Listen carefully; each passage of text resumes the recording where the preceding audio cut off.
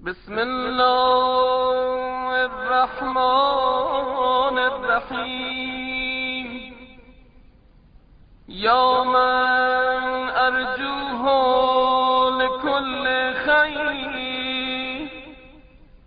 وآمن سخطه عند كل شر. يا من يعطي الكثير بالقليل، يا من يعطي من سأله، يا من يعطي من لم يسأله ومن لم يعرفه تحننا منه ورحمة. أعطني بمسألتي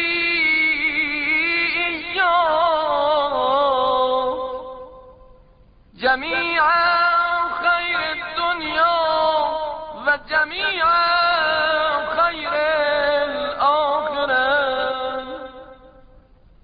واصرف عني بمسألتي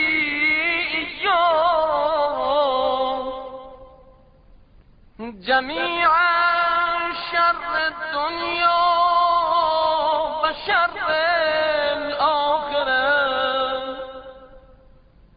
فإنه غير منقوص ما أعطيت. وزدني من فضلك يا كريم يا ذا الجلال والإكرام،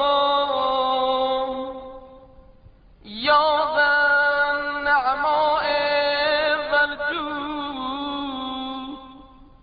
يا ذا المن والدوم.